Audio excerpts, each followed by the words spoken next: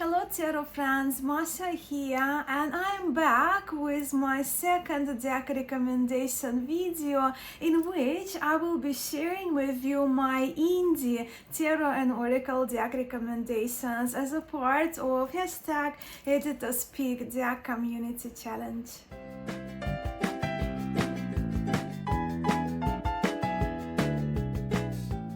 Yes, Editors Pick Decks, the popular hashtag that was recently created by the wonderful Nova at Nova Mundi Tarot, and so many people in the community jump on to this challenge. And Nova's prompts are incredible and are a great base for us to base our recommendations, our tarot and oracle deck recommendations on. This video of mine is actually a request from my viewers, and this request couldn't have come in a better time. As you can see behind me, my tarot shelves are thinning now as I have started picking my decks in preparation for my very soon upcoming move to Queensland. And I'm surrounded by decks. I have a box of decks here with me, prepared indie decks that I will share with you in this video. So my favorite decks are kind of around me.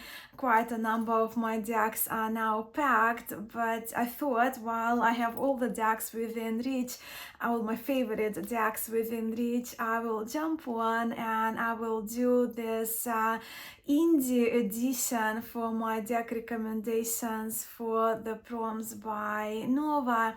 I will also be adding one more prompt at the end because I just wanted to share one more deck with you. And I hope so much that you enjoy this video as I will flip my camera now to share with you my indie independently produced tarot and oracle deck recommendations. And the first prompt for this hashtag Editors Pick Decks, and this is my indie deck edition, is the deck for the inner child work. A deck you recommend for inner child healing, one that feels safe, nurturing and playful, ideal for reconnecting with innocence, creativity and emotional truth. And my recommendation for the inner child work prompt is the Playful Heart Tarot, created by the wonderful Zara at Kitten Chops. Playful is in the name of this tarot deck, and this tarot is just absolutely adorable. But also, while this tarot is sweet and safe, it doesn't shy away from telling the truth, but it does so with a degree of innocence, just like that innocence with which little children tell the truth. I've had this tarot for quite a while now, pretty much from its very launch, or very close to its launch date of the first edition, and I absolutely love it. So you can see the devil, right? So it's kind of childish and it's very sweet, but there is that element of darkness as well for us to explore in this Playful Heart tarot, and so is the moon, because even innocent children, right, sometimes have those scary dreams. The moonlight is beaming in this character. Those are the adorable bags as well. Everything that Zara does is just incredible, and I will be featuring, spoiler alert, I will be featuring her another tarot deck a little later in this video. Now to the second prompt, which is the Shadow Work, a deck that's powerful for helping readers face their shadows, honest, deep and unafraid to confront the difficult. This is your recommendation for deep transformation and self-inquiry. And my recommendation is the Reclaim Oracle. From memory, I think Nova also shared this oracle for Shadow Work, and very deservingly so. This oracle was created by Marian Constantine, and those are the backs. In the first edition there were 88 cards, but I trust now this oracle comes with that extra expansion pack. Look, this oracle is really one of my most favorite oracles, and it invites us to explore those hidden parts of ourselves and reclaim, right? The name of this oracle is Reclaim.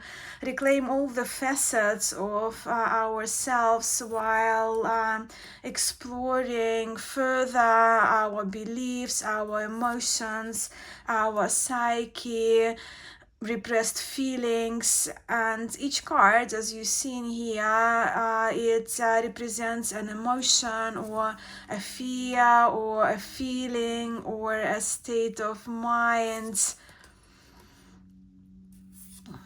The figures here, you can see their full body, so we can really live and express our fullness, and they come in different shapes and sizes in this oracle deck.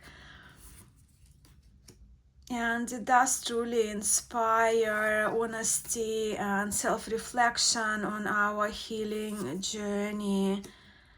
Did I show you the backs? Those are the backs, and the deck comes edged with this black edging. Now moving to the third prompt, which is Deity Work or Spirit Guides.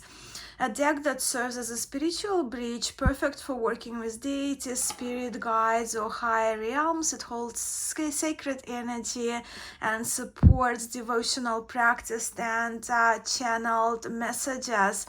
This choice may be a little unusual for this prompt today, and I'm picking actually the Gentle Tarot. Well, I've got two decks to share with you here, but this Gentle Tarot by Marie in the Sky, Maritza Rice Aparicio Tavar. This tarot is based on the flora and fauna of Alaska. But why I'm recommending this tarot for kind of not deity but more spirit work, right? Spiritual guidance, using this tarot for spiritual guidance. I think it's an ideal deck for those of us who are nature-based, who follow nature-based spirituality or kind of more nature-based spirituality inclined, and who look for spiritual guidance in the nature, and who also, for those of us who look for that deeper connection, spiritual connection with our natural environment. So I absolutely love the gentleness of this tarot, but also this tarot is very inspired. It does have this kind of the higher frequency almost, right, with Maritza being so connected to the land that she lives on in Alaska. Ten of Stones is one of my favorite cards. Little yogi here with the cat, and the moon card I love. So yeah, for spiritual guidance, I think this tarot is absolutely incredible. But if you kind of after deity work, and I did mention in my mass market video, right, for this tag, that I do prefer to have more kind of one theme featured throughout the deck. And I myself personally am very interested and very connected to the Greek pantheon, even though I did mention in my previous videos that I don't see the personification of deities as they are. I just see them more as energies or lessons for us to learn from, to follow, attributes to incorporate in our practice. So this is the Greek goddess tarot. And yeah, so I love Greek pantheon, and many of my viewers, many of my friends do love Greek pantheon. And this tarot features Greek goddesses, characters from Greek mythologies. And it's incredible. Again, Ellen Lorenzi Prince, her work is very deep, very intentional and inspired. And this is one of those deity decks that I really like. I never do more than, or I haven't done it yet, more than 3 card readings with this, and I use it more regularly, right, for that energy of a particular deity, to explore the story to read in the book as Gaia. Yeah, so that's my kind of more deity recommendation, not a particular deity, but more mythology, more of a pantheon being Greek. And then prompt number 4 is the Ancestor Work, a deck you'd suggest for connecting with ancestral wisdom, whether for lineage healing or honoring those who came before. This one opens the path for ancestral connection. And this is another deck that I would recommend, that was created by Ellen Lorenzi Prince, the same creator as you just saw, who created the Greek Goddess Tarot. Unfortunately, this tarot is out of print, but many of my viewers, I know you have it in your collection, and that's the one that I would recommend. Actually, would recommend this one for shadow work as well, but for ancestor work too. The backs in this tarot are plain black, and I etched it in black as well.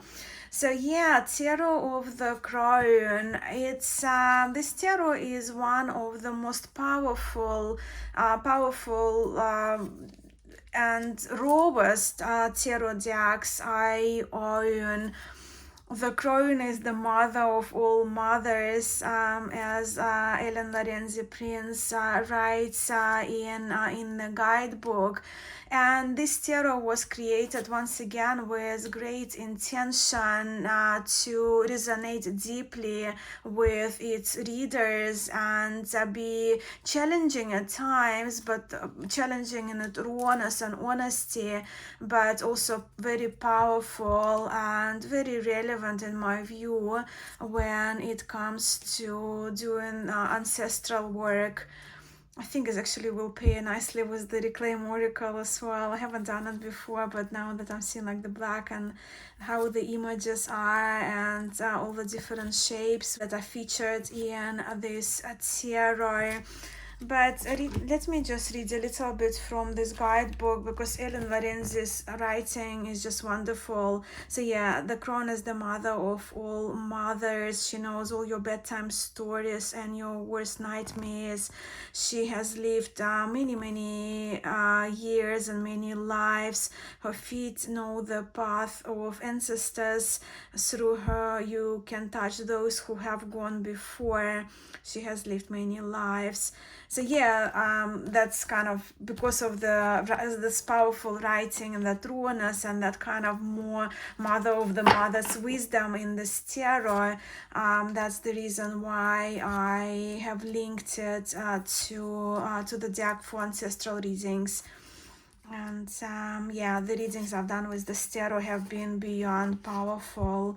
And again, it's another tarot that I use more kind of regularly, based on the image, based on the description in the book, but then on top add that tarot association.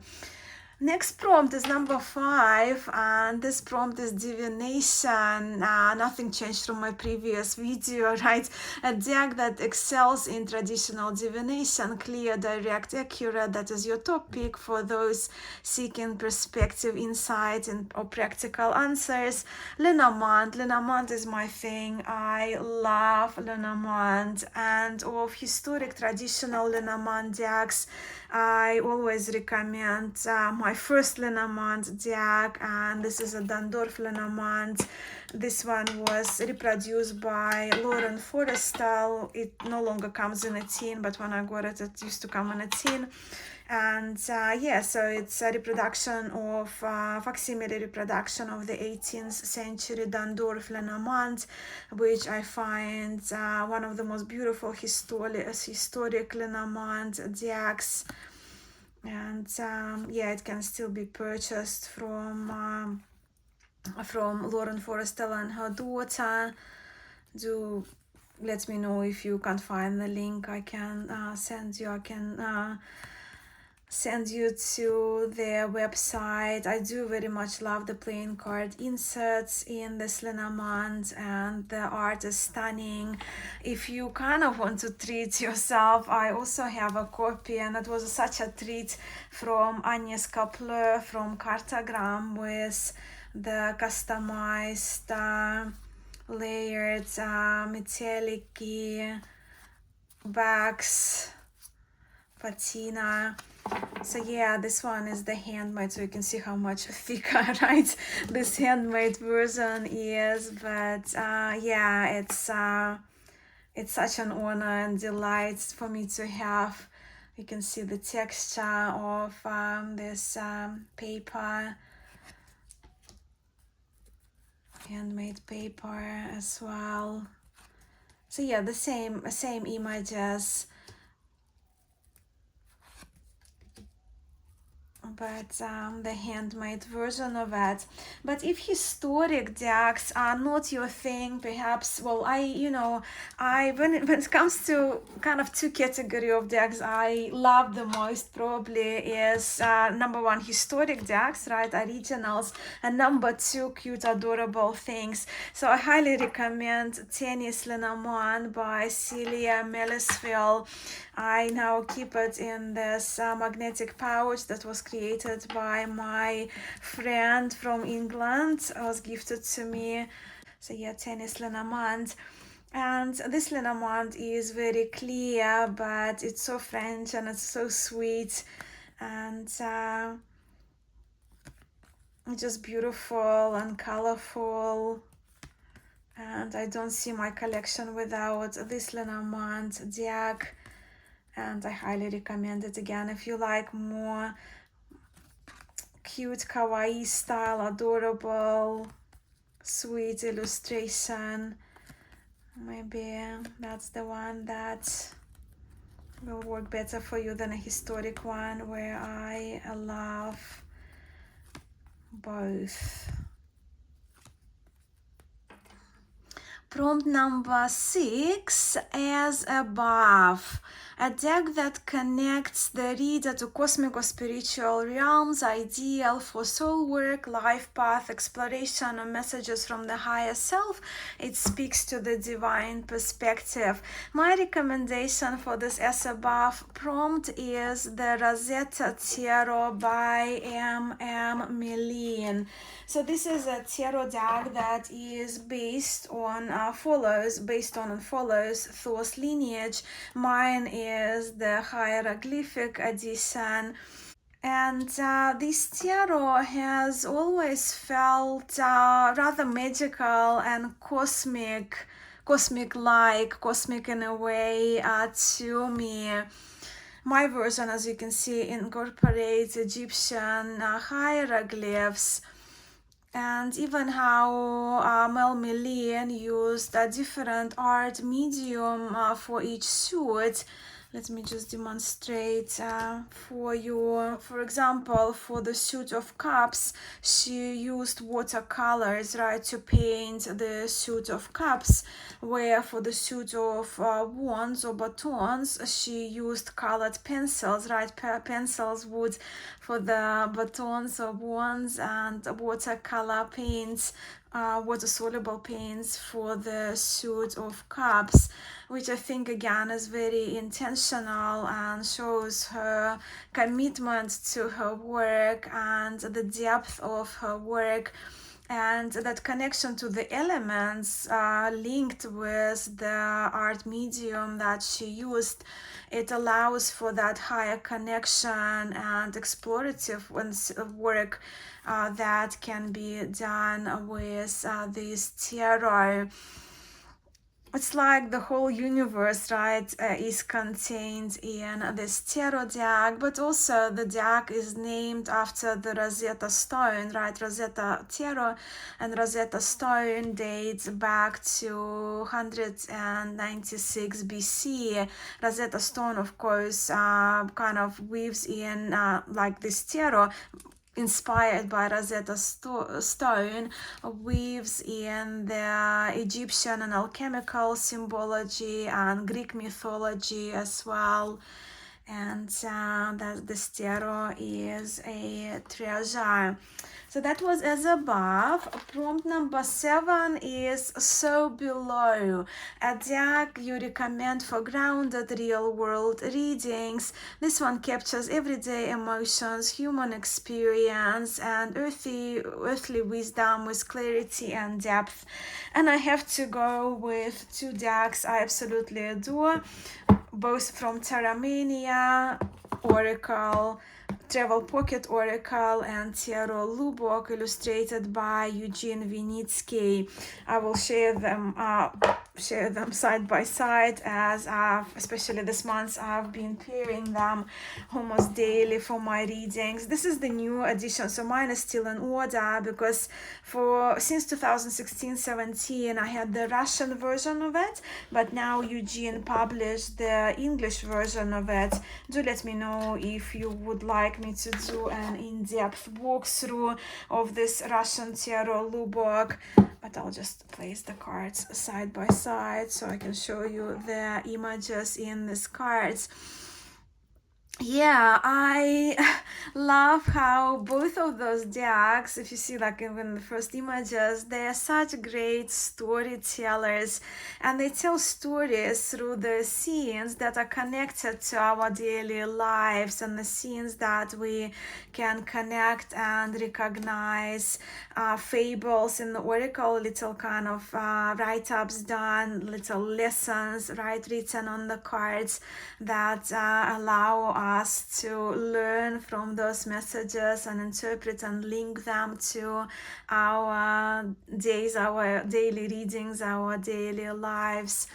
And I find that the woodblock style of these images also not only charming, but it adds to kind of these 2 decks being rather grounded and very down to earth. So yeah, Tarot Lubok and Travel Pocket Oracle. Prompt number 8 is a hug deck, a deck that offers emotional support and comfort, gentle, compassionate, and soothing. This is a deck that feels like a warm hug for anyone going through a tough time. I have 2 recommendations for the hug decks, and my recommendations are one Marseille Tarot, and this is a Pig's Peak Tarot, again by Zara from Kitten Chops, and the other one is the adorable kawaii deck based on Rider-Waite-Smith and features adorable otters. I call it Japanese otters tarot, but I don't know what name it goes by. But yeah, those 2 decks, Marseille style, RWS style, illustrated style, I would recommend. Both feature beautiful backs, and I will show the cards side by side for you as well. My hug decks, they both are sweet, they both are adorable, they do feel like a hug. There are no cards I dislike in either of these 2 warm and comforting tarot decks. They both feel like a hug. Just look at this Ace of Cups, the star with all the little elements added. Love them both. So that's my hug deck. Next prompt number 9 is Feel Good deck. A deck that uplifts, encourages, and energizes, whether through color, artwork, or message. This one is a perfect feel-good recommendation for readers who want joy and empowerment. Look, my hug decks would fit very, very nicely into this feel-good deck category, but because we are here, we love decks, I will show you a couple of non-illustrated tarots, which are my feel-good decks. And the first one is the Rosenal Tarot key by Marco Benedetti. So this is a tarot restored and colored by Marco Benedetti, and this tarot is delight. I mean, feel good starts with the tactile feeling, and nothing feels as good as a handmade tarot deck. This one has the folded, you can see folded over rivoltini, called rivoltini, folded over borders done in the style that historic decks in Italy were done, I think up to the 19th century or 18th century. But the images are sweet and very folky, and for me, kind of having that kind of folky images, beautiful embellishments like in Suit of Cups, it just kind of touching this tarot. It's only tiny little by size, but thickness is very good because it's a handmade tarot, right? And the texture of the paper. So for me, this feel good, not just the images, but also the feel of the cards, but also the colors that Marco used. And I do love the knights having kind of a body of or half an animal, half a human in the tarot. So yeah, absolutely love it. And another one that makes me feel good for the colors and again the texture, and I keep it again in this handmade pouch that Anne Ford gifted me. This is a Swiss Marseille tarot created by Naipes Artesanos Irene Torres, and this is a handmade tarot as well, created by a Spanish artist. But the cards, they feel so nice. Those are the backs. Yeah, for me, because of that vividness of the colors, because of the feel of the cards in my hands, this tarot puts me in a very good mood.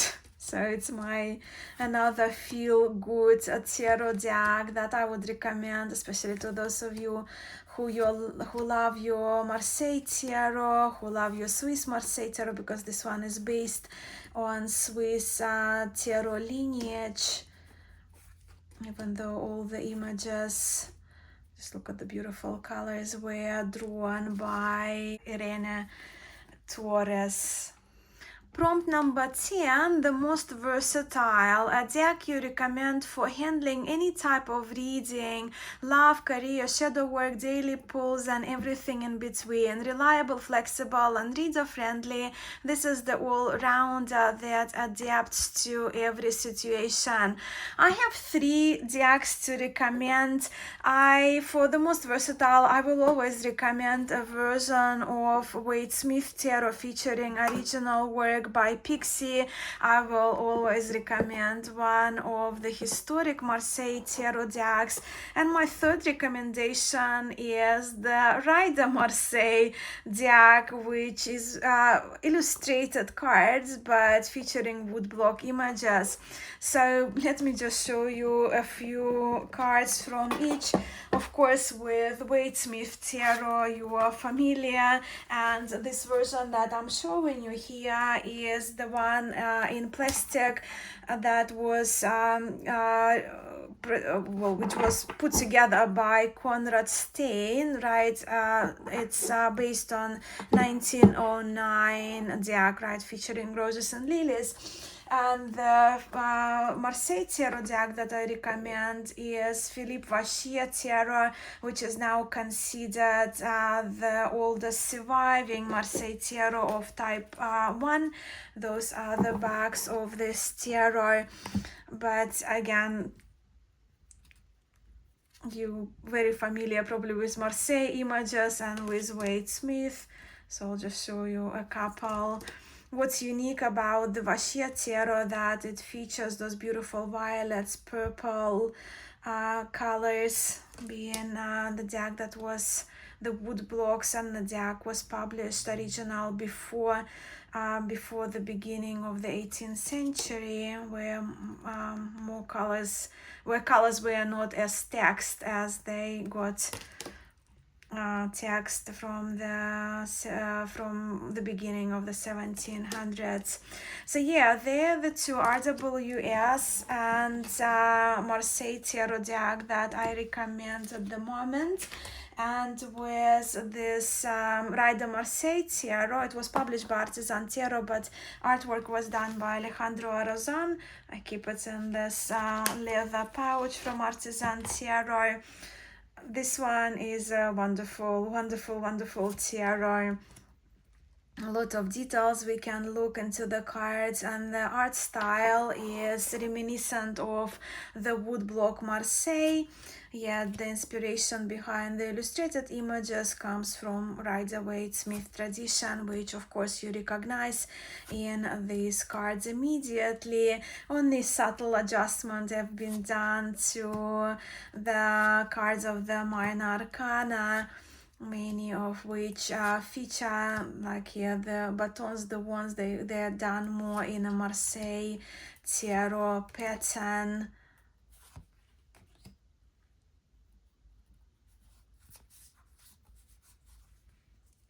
You can see the cups are also Marseille-like.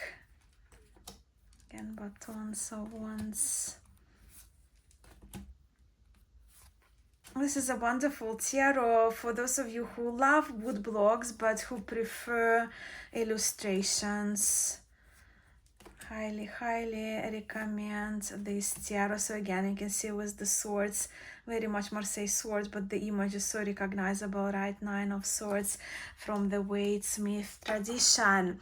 So that was the most versatile. Now prompt number 11 is the most inspiring. A deck you recommend to inspire creativity, intuitive flow, personal transformation, whether it's the art, the energy, or the depth of the messages. This one sparks something powerful in the reader.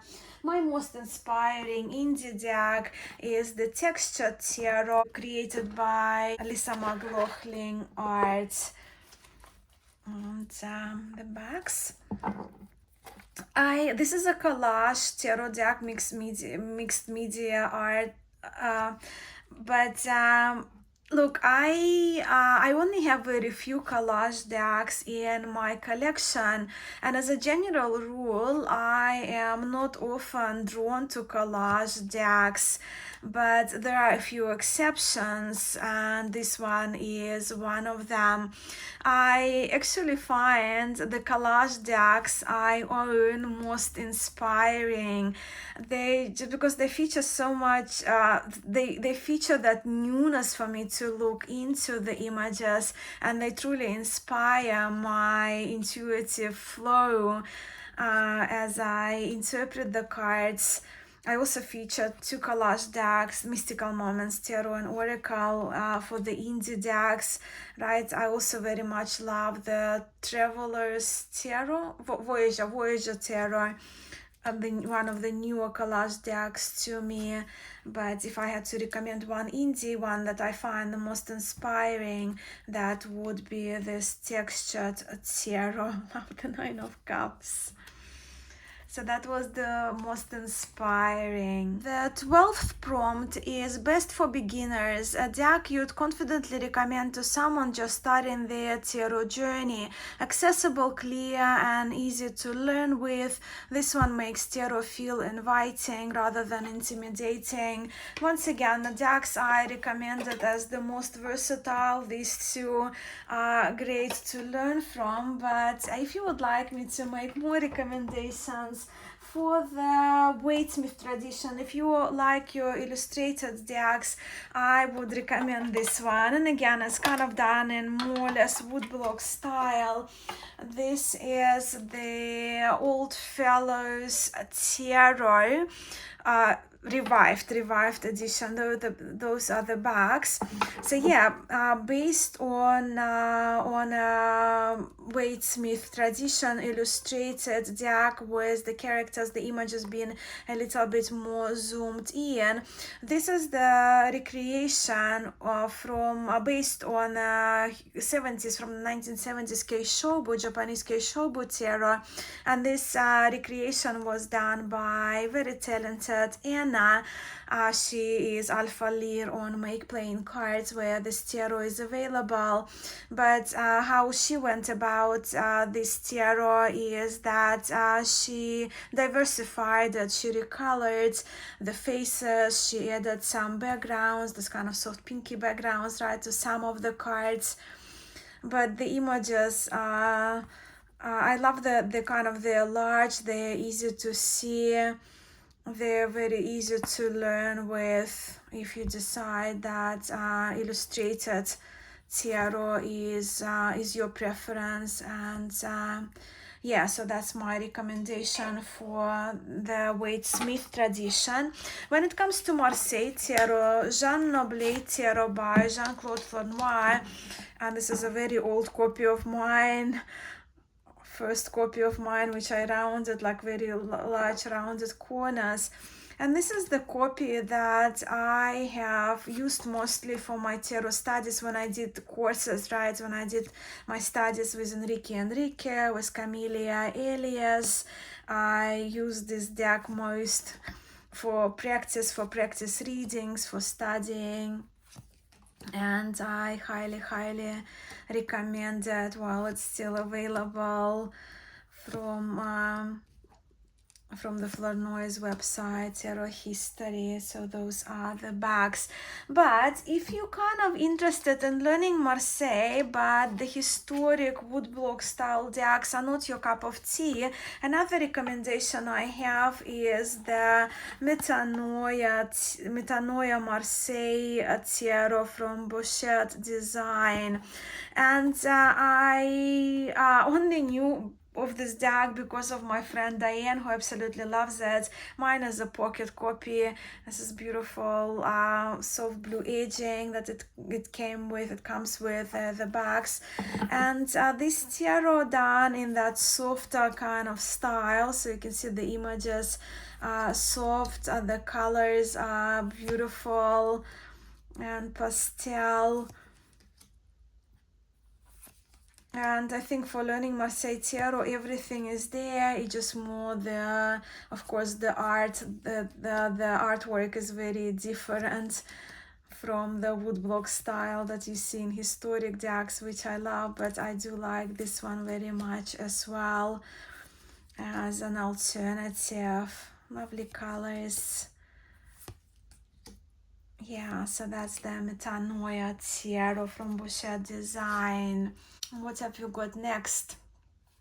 Best for professionals, a deck you suggest for experienced readers who need depth, nuance, and strong symbolism.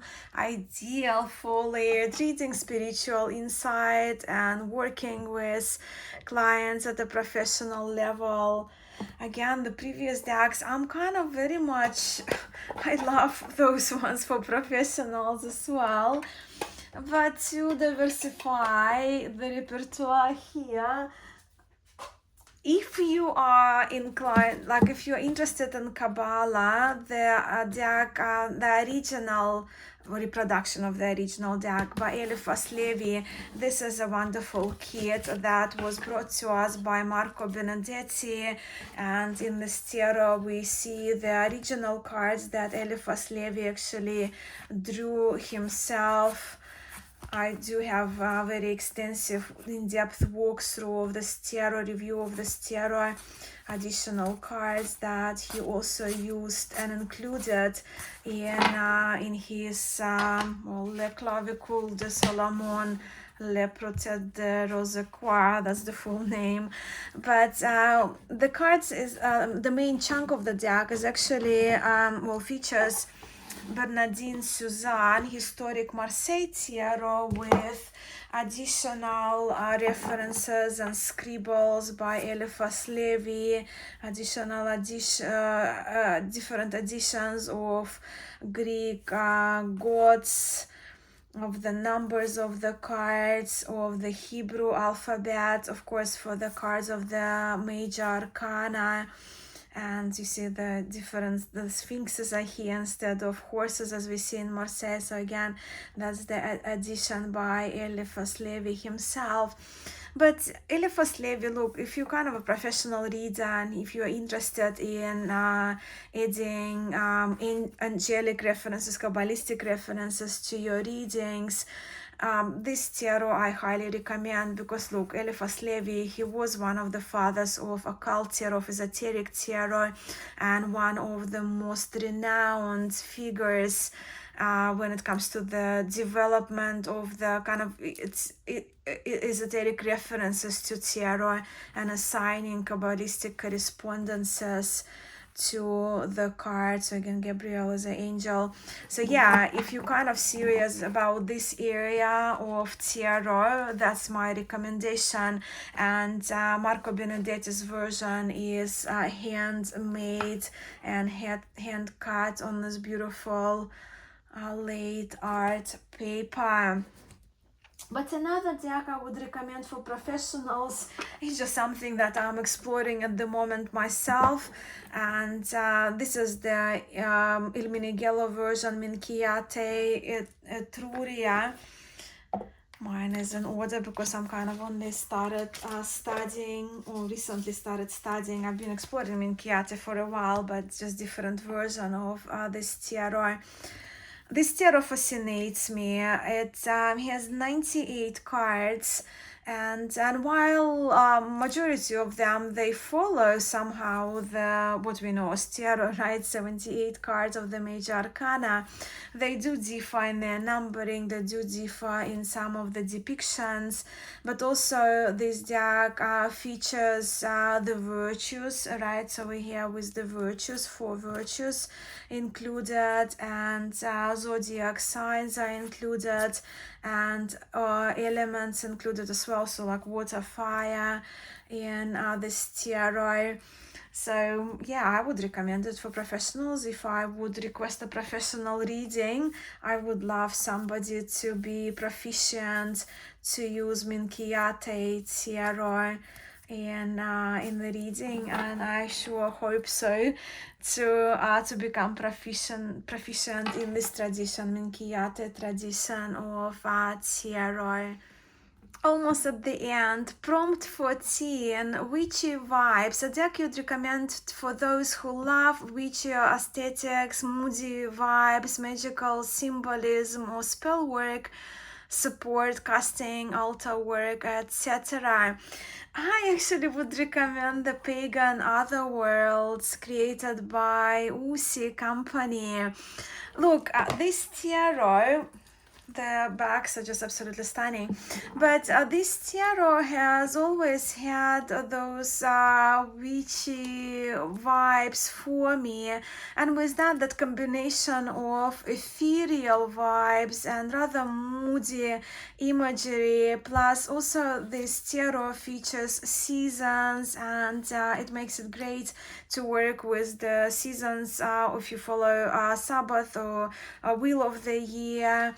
And it's sort of like a blend of it's a semi-illustrated tarot, right? So if you're familiar with Waite-Smith tarot, you will get your cues there. If you prefer your non-illustrated pips, this tarot kind of, you can also use just the pips. And yeah, I just always felt it well, it's pagan, yeah, pagan other worlds, like otherworldly pagan world that I can easily see myself in, and even how the characters are dressed. It's very kind of nature. They're grounded in the elements of nature. So yeah, for witchy vibes, I would recommend this tarot. Plus it has the moon phases, yeah, for cards for moon phases. If you kind of, for those of you, I mean, witchy vibes, right, working with the moon, when I use those cards, I use them more like as an altar card, and the Seeker is an extra card here. And the last prompt is prompt 15, Astrology Work, a deck you recommend for astrology lovers and cosmic seekers, one that weaves planetary wisdom and archetypes into its structure, ideal for exploring birth charts, transits, and celestial guidance. The deck that I would recommend very strongly is the Tabula Mundi Tarot, created, once again, second deck, right, created by M.M. Millie, and I already featured the Rosetta Tarot.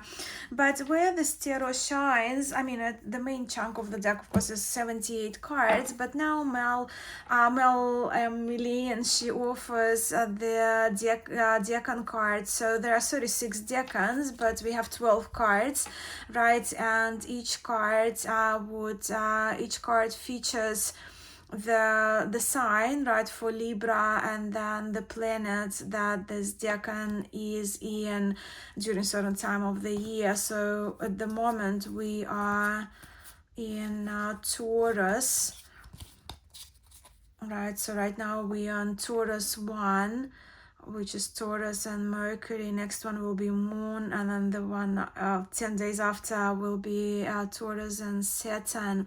So it does feature these cards, right, with a lot of symbology added.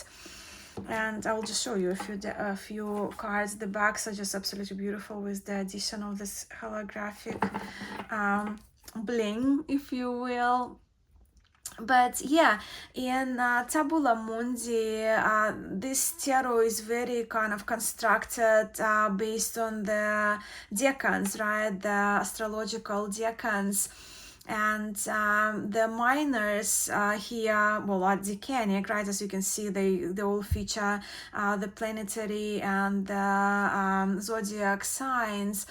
But the minors are constructed, they are put together from two cards of the major arcana, which they relate to being in a particular decan. Let me just show you what I mean by that. I am in no way, I'm probably the least knowledgeable person when it comes to decan and astrology, but I'm following this book. And at the moment, so if you have a look at the moment, we are here in Taurus 1, right? So our decan for, well, today is 26th of April, so we are in the middle of this Taurus 1 decan, which is ruled by Mercury. So we have here our card is the Five of Pentacles, right? Five of Discs, Five of Coins, and the relating cards to this decan, to the Five of Coins, are the Magician and the Hierophant, right? So we have Five of Coins, Magician, and Hierophant. Let me just bring those cards in. So Five of Coins, Hierophant, and the Magician. And we see here that's our decan, right, Taurus, and that's the one that we're looking into, right? So as you can see in this tarot is very, very cleverly done, as in this Five of Discs we see the elements from both of those major cards, right, repeated in the Five of Discs. So we see here those elephants, we see here the key of the Hierophant, we see other elements here as well from the Magician. We are here with this Magician's wand, this construction, right, that well, kind of, he's almost like a DJ, right, creating the kind of magic through sound, and the same style of pentacles, so that those elements are put together to construct this Five of Discs card, and the whole deck is like that. So it's so smartly done, and it's actually one of them. I love kind of decks like that when you can explore a lot, and the book that comes with this tarot is incredible too. Now, I actually would like to add one more prompt. If you're still watching, thank you so very much. I saw Ekaterina, there is a channel in Russian, Time for Tarot. She added the prompt for decks for art and history lovers. And I want to kind of add the prompt because I would love to hear what your deck your art deck is, right? What art deck would you recommend? So I'm calling this prompt for the love of art, the deck that features the artworks that you especially love and that makes sense in the structure of tarot.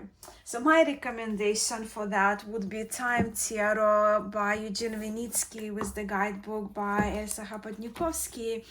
And this tarot is hand-drawn by Eugene Vinitsky, but the images here are based on the historic art from the 16th, 17th century Netherlands, right? Dutch artists served the inspiration for this hand-drawn deck for Eugene to create. And I see this tarot has become pretty immediately my favorite deck that features the art that I'm so drawn to, and I could have included in as so below prompts because it features the scenes from real life, even though of the past, but we can relate to those scenes, and the art is absolutely beautiful in this tarot. And that's when the inspired art functions so well in a tarot deck. So this is a tarot deck that I highly recommend, and it also explores, of course, the concept of time, given the name Time Tarot. Yes, so many decks, I know, but I would love to hear from you, my friends, if my picks for the prompts made sense to you, and what would be your picks, especially to the prompts that especially stood out for you. Please do share those in the comments below, and also do share which tarot deck you would pick for the prompt for the love of art. I'm so curious to know. Thank you all so much for spending a part of your weekend with me. I'm sending much love to you all, and I'll see you in my next video.